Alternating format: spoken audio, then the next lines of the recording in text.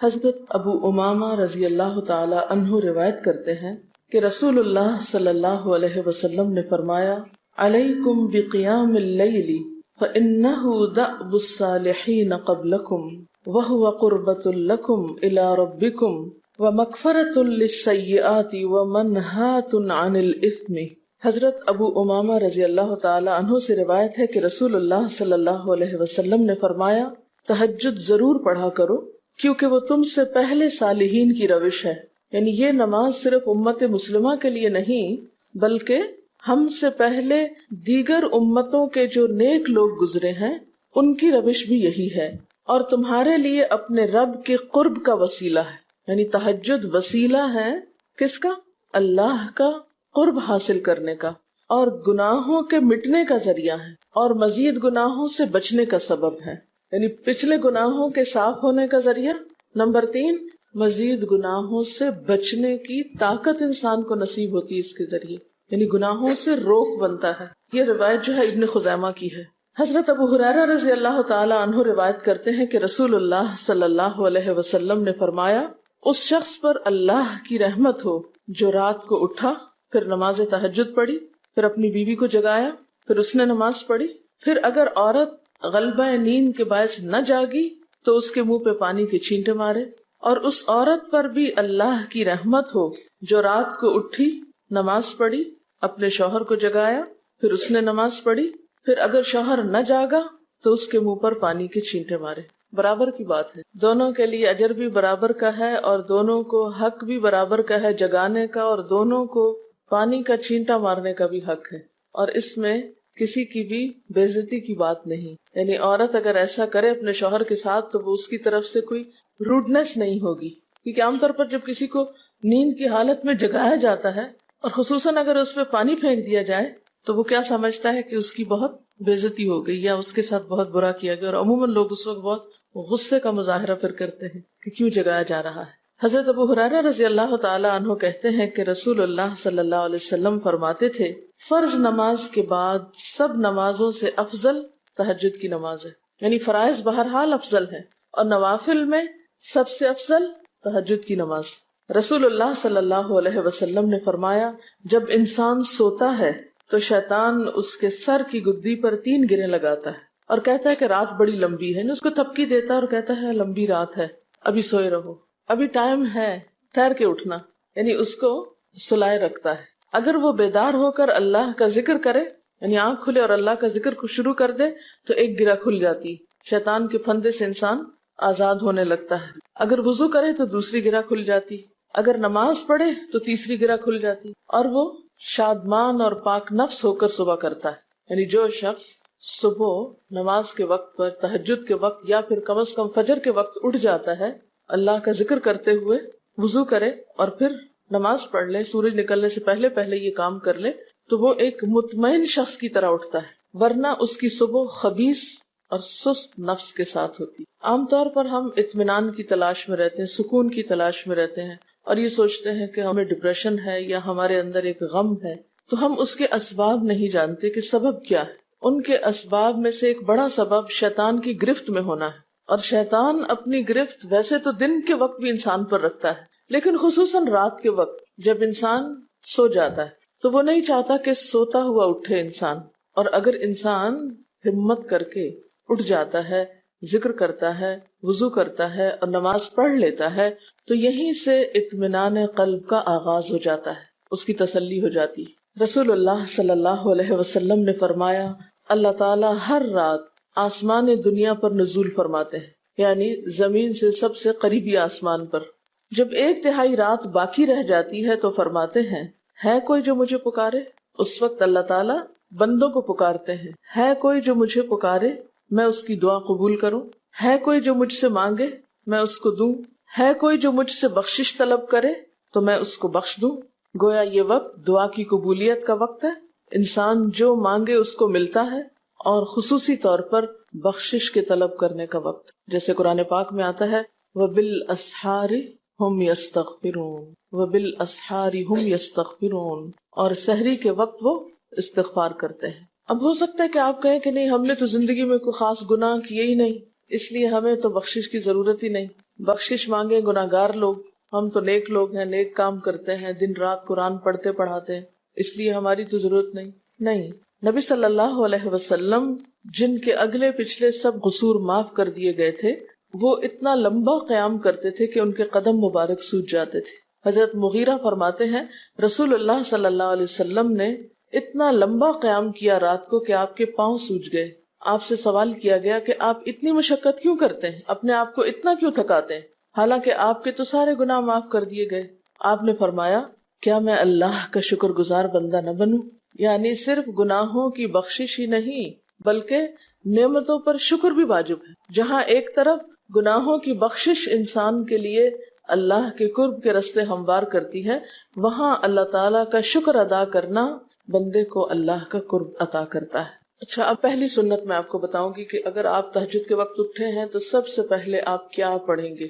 حضرت عائشہ رضی اللہ تعالیٰ عنہا فرماتی ہیں کہ رسول اللہ صلی اللہ علیہ وسلم جب رات کو تہجد کے لیے اٹھتے تو یہ پڑھتے 10 بار اللہ اکبر، 10 بار الحمدللہ، 10 بار سبحان اللہ و بحمدہ، 10 بار سبحان الملک القدوس، 10 بار استغفر اللہ، 10 بار لا الہ الا اللہ، اور پھر 10 بار اللہم اعوذ بک من ضیق الدنیا و ضیق یوم القیامہ.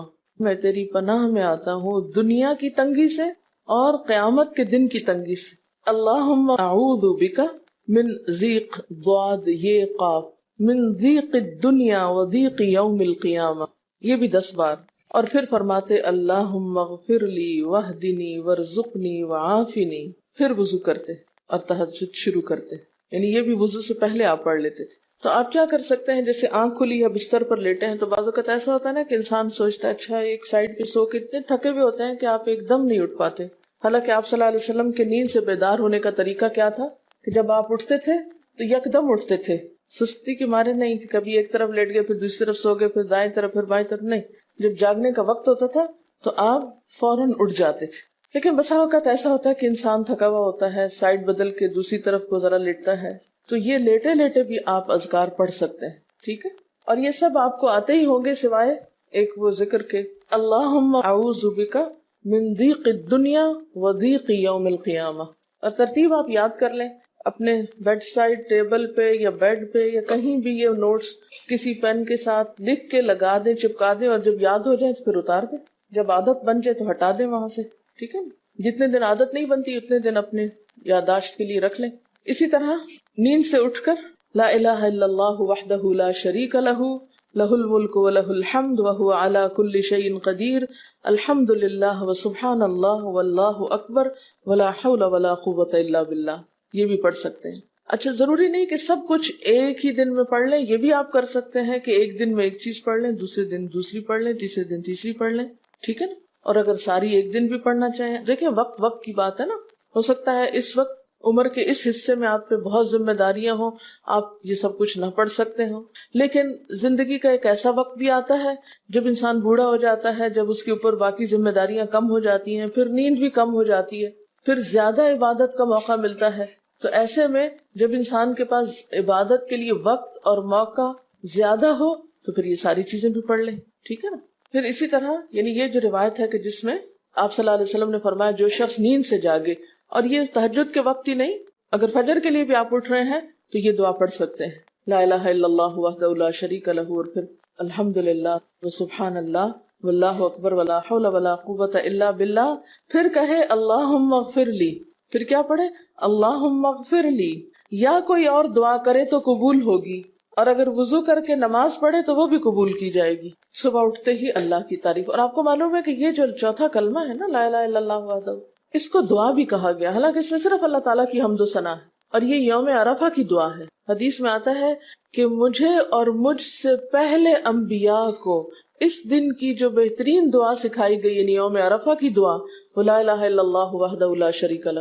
حالانکہ اس میں مانگنے کی تو کوئی چیز ہی نہیں، صرف اللہ کی حمد و ثنا ہے. جیسے حضرت ایوب علیہ السلام نے کہا تھا انی مسنی الضر وانت ارحم الراحمین، مانگا کچھ نہیں، انت ارحم الراحمین انت ارحم الراحمین. اللہ تعالیٰ کی تعریف کر کے اللہ تعالیٰ کے نام کے ساتھ اس کو اگر انسان پکار لیتا ہے تو یہ بھی اس کے لیے بہت کافی. ایک اور روایت میں آتا ہے رسول اللہ صلی اللہ علیہ وسلم جب تہجد کے لیے اٹھتے، یعنی آپ ایک مرتبہ اٹھے، یعنی جو صحابی روایت کرتے ہیں، تو آپ نے بیٹھنے کے بعد آسمان کی طرف نظر کر کے سورۃ آل عمران کی آخری 11 آیات 190 سے لے کر 200 تک 11 آیتیں یہ پڑھی، ان فی خلق السماوات سے لے کر بالکل آخر تک.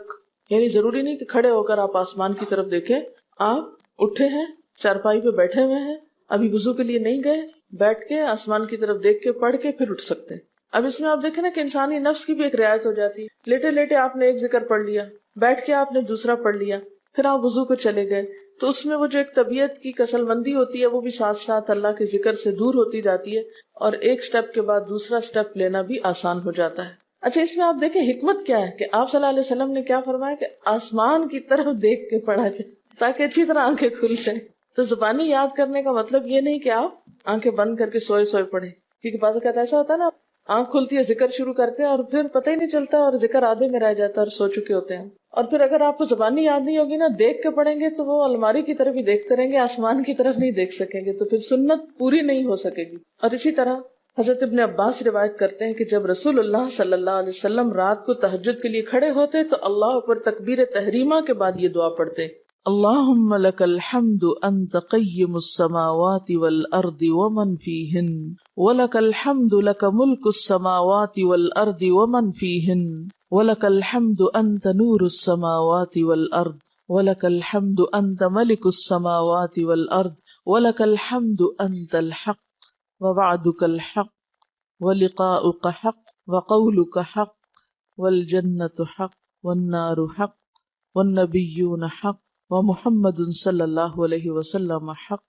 والساعة حق اللهم لك اسلمت وبك آمنت وعليك توكلت وإليك أنبت وبك خاصمت وإليك حاكمت فاغفر لي ما قدمت وما أخرت وما أسررت وما أعلنت أنت المقدم وأنت المؤخر لا الہ الا انت. الہی تیرے ہی لیے ہے ساری تعریف، زمین و آسمان اور جو کچھ ان میں ہے سب کو تو ہی قائم رکھنے والا ہے. تیرے ہی لیے ہے ساری تعریف، زمین و آسمان اور جو کچھ ان میں ہے اس سب کی بادشاہی تیرے ہی لیے ہے. تیرے ہی لیے ہے ساری تعریف، تو ہی روشن کرنے والا ہے زمین و آسمان کو. تیرے ہی لیے ہے ساری تعریف، تو ہی بادشاہ ہے زمین و آسمان کا. تیرے ہی لیے ہے ساری تعریف. تو حق ہے، تیرا وعدہ حق ہے، تیری ملاقات حق ہے، تیرا کلام حق ہے، جنت حق ہے، جہنم حق ہے، تمام انبیاء حق ہیں اور محمد صلی اللہ علیہ وسلم حق ہیں، قیامت حق ہے. الہی میں تیرے سامنے جھک گیا، میں صرف تیرے ساتھ ایمان لایا، میں نے صرف تجھی پر بھروسہ کیا، میں نے صرف تیری طرف رجوع کیا، صرف تیری ہی مدد سے دشمنوں سے جھگڑتا ہوں، میں نے صرف تجھے ہی اپنا حاکم مانا. سو تو میرے اگلے پچھلے اور ظاہر و پوشیدہ اور جنہیں تو مجھ سے زیادہ جانتا ہے سارے کے سارے گناہ معاف کر دے. تو ہی آگے کرنے والا ہے، تو ہی پیچھے ڈالنے والا ہے، تیرے سوا کوئی سچا معبود نہیں ہے. یہ جو دعا استفتاح ہے تہجد کے وقت کی، یہ باہر نہیں نماز کے اندر پڑھنے کی دعا ہے. ہم دعا مانگتے ہیں اللہم اجعلنی لک ذکارا لک شکارا. ان دعاؤں کے پڑھے بغیر ذکار کیسے بن سکتے ہیں؟ ذکار کا صیغہ تو فعال کے اوپر ہے نا، بہت زیادہ ذکر کرنے والا. والذاکرین اللہ کثیرا والذاکرات. تو ذاکرات کیسے بن سکتے ہیں جب تک کہ یہ دعائیں زبانی نہ آتی ہوں اور اپنے وقت پر نہ پڑھی جاتی ہوں. ویسے بھی ذکر بہت اچھی چیز ہے، لیکن جو مسنون ذکر ہے اور جو نبی صلی اللہ علیہ وسلم کے طریقے کے مطابق ہے، جو اطمینان قلب اور خوشی اس وقت اس کام کو اس طریقے پہ کر کے نصیب ہوتی ہے، وہ اس کے علاوہ نہیں ہوتی. اگرچہ اس سے خوشی ہوتی ہے لیکن اس طرح کی نہیں نصیب ہوتی، اس طرح کا اطمینان نہیں ہوتا. آپ تجربہ کر کے دیکھ لیں، سنت کے مطابق زندگی گزارنا اور اپنی مرضی کے مطابق زندگی گزارنا، یہ دو مختلف لائف سٹائلز ہیں، دو مختلف طریقہ ہے زندگی ہیں. دونوں کا امپیکٹ فرق ہوتا ہے، اثرات فرق ہوتے ہیں. اور یہ نہیں کہ یہ کوئی بہت مشکل عمل ہے، بہت مشکل کوئی نہیں ہے، ہم کر سکتے ہیں. لیکن بات یہ ہے کہ ہم کرنے کی کوشش کریں، ارادہ تو کریں. پہلے تو آپ اپنے آپ سے یہ پوچھیں ارادہ بھی کیا کہ نہیں، کیونکہ اگر ارادہ ہو گیا نا تو کام بھی ہو جائے گا. مشکل یہ ہے کہ ہم جب کوئی ایسا کام سنتے تو پھر سوچتے نہیں ہمارا تو حالات اتنے کٹھن ہیں کہ یہ عمل ہمارے لیے نہیں. ویسے بھی نفل ہے، کوئی بات نہیں، نہ بھی ہو سکا تو کیا ہے. یہی کہہ کے ہم چھوڑ دیتے ہیں چیزوں کو کہ نہیں. لیکن میں سمجھتی ہوں کہ جو عمر آپ بچیوں کی خاص طور پر اس وقت اس عمر کو غنیمت سمجھے اور اس میں آپ نے جو کچھ اب یاد کر لیا، عادت ڈال لی، وہ اگلی زندگی میں شدید مصروفیت کے باوجود بالکل عادت ثانیہ ہو جائے گی، ایک روٹین ہو جائے گی اور آپ کو مشکل نہیں ہوگی. لیکن اگر اب نہیں عادتیں ڈالی، کل کو یا نئے سرے سے عادت ڈالنا بہت مشکل ہوگا. سنت مشکل نہیں ہے، صرف یہ ہے کہ ارادے، نیت اور پھر کوشش کی ضرورت. کر لیں گے تو ہو بھی جائے گا، آخر کرنے والے کرتے ہیں. لیکن جب پہلے ہی سے سوچ لیتے نہیں بڑا مشکل، وہ تو اللہ والے کرتے ہیں اور وہ تو نیک لوگوں کا کام ہے، ہم تو نہ اللہ والے ہیں اور نہ ہی نیک ہیں، تو کیوں نہیں ہے، ہو جائے. اب آپ صلی اللہ علیہ وسلم کے تہجد کی کیفیت کیا تھی؟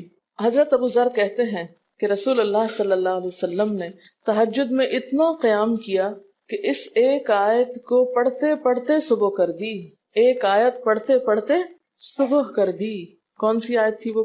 ان تعذبہم فانہم عبادک وان تغفر لہم فانک انت العزیز الحکیم. ایک آیت کو اتنی دفعہ پڑھا اور پڑھتے رہے اور پڑھتے رہے اور پڑھتے رہے، اسی میں صبح ہو گئی. تو طویل قیام جو ہے ضروری نہیں کہ وہ صرف کس وقت ہو، کوئی لمبی سورت پڑھ کے ہی، چھوٹی سورت بھی ہو سکتی ہے، لیکن روح کے ساتھ، شعور کے ساتھ اگر آپ دوہرا کے بھی پڑھیں.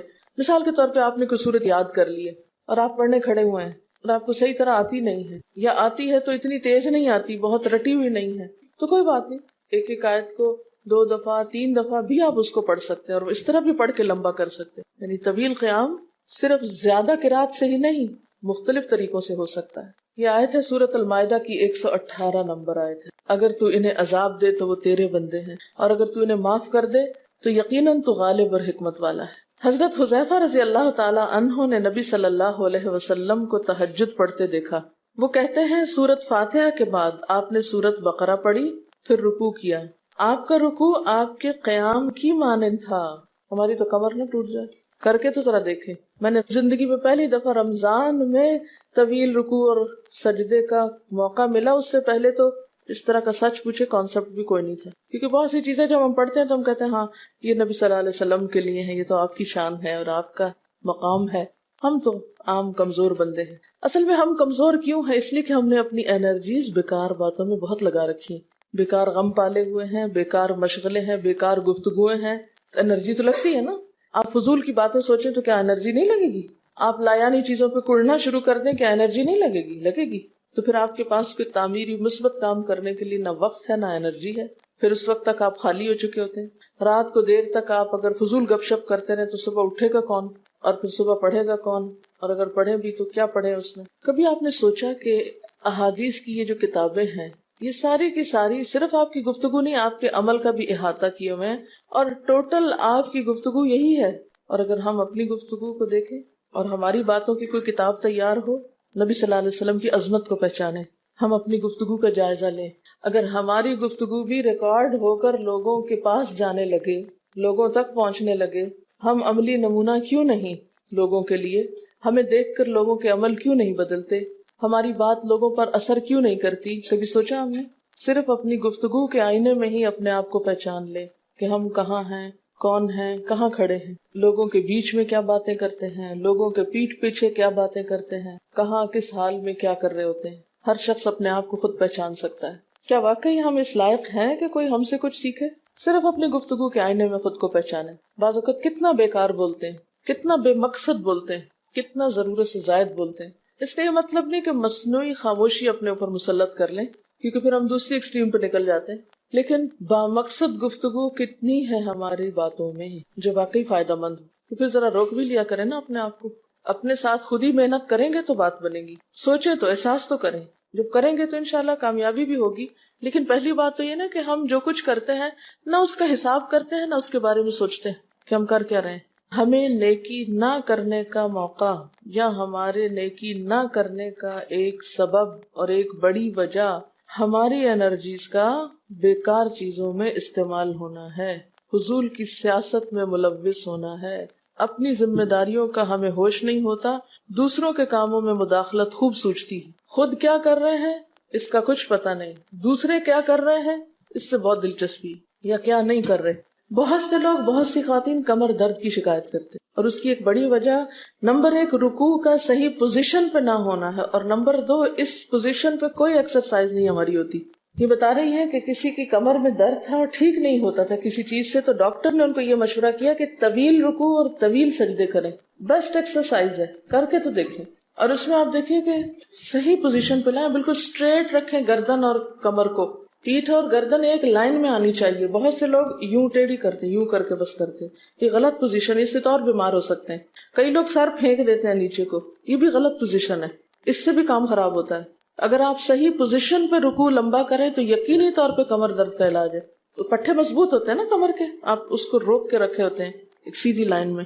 2 فیٹ کے درمیان کا فاصلہ بھی بہت معتدل رکھیں، نہ تو بہت قریب رکھیں اور نہ بہت کھلا رکھیں، بالکل معتدل، جس میں آپ آرام سے سکون سے کھڑے ہو سکیں اور آپ کا بیلنس قائم رہے.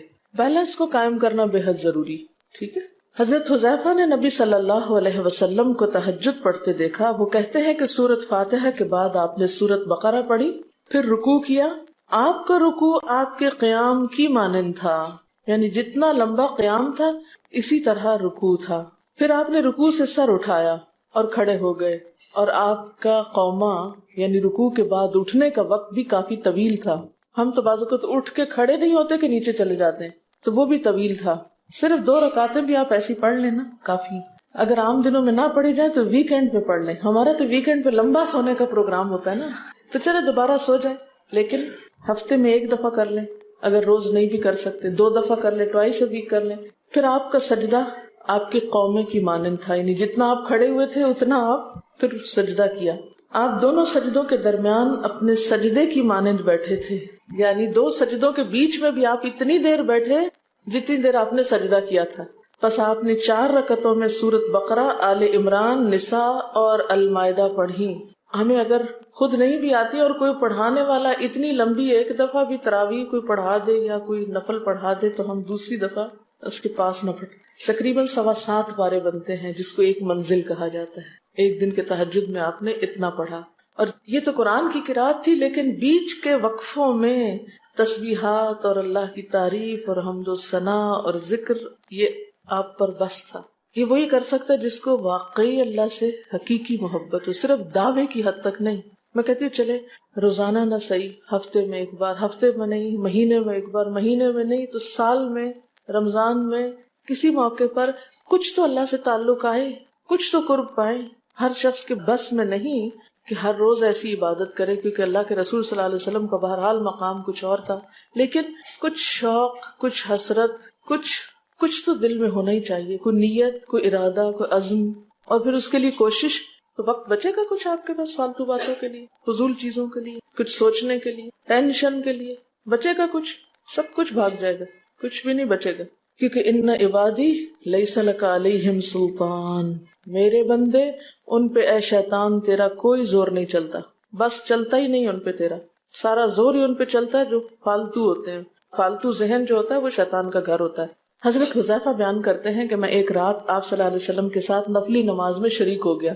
آپ نے سورۃ بقرہ شروع کر دی. میں نے سوچا کہ آپ 100 آیات پڑھ کر رکوع میں چلے جائیں گے، مگر آپ پڑھتے گئے. میں نے خیال کیا کہ سورۃ بقرہ کو 2 رکعتوں میں پڑھیں گے، لیکن آپ پڑھتے رہے.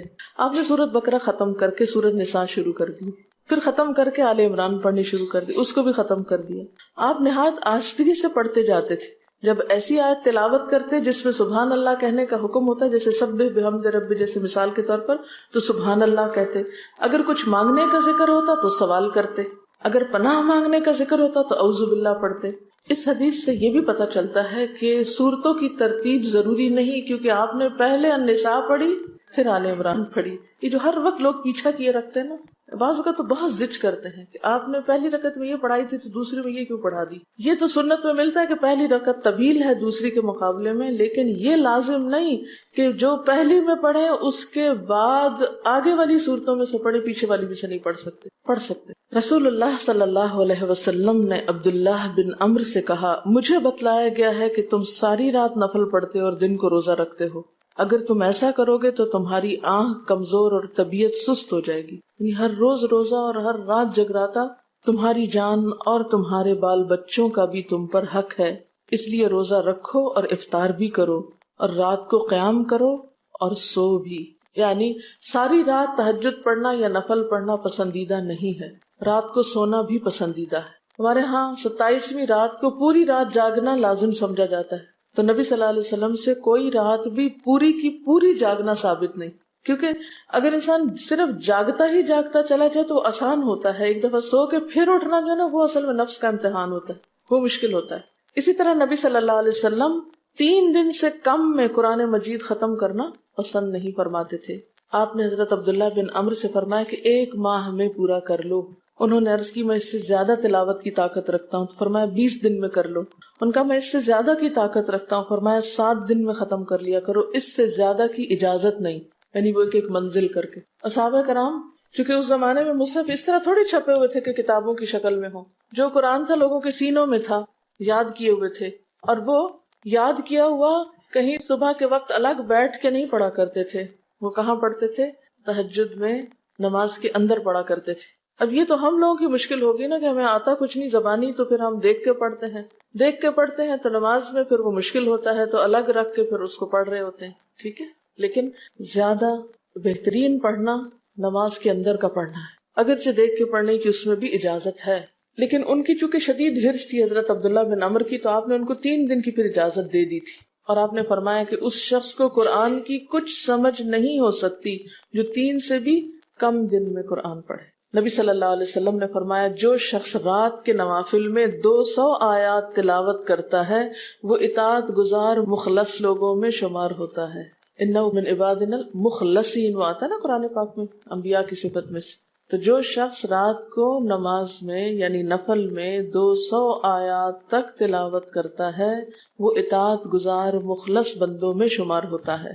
اور سنن دارمی میں واضح طور پر آتا ہے کہ نبی صلی اللہ علیہ وسلم ساری رات نوافل نہیں پڑھا کرتے تھے،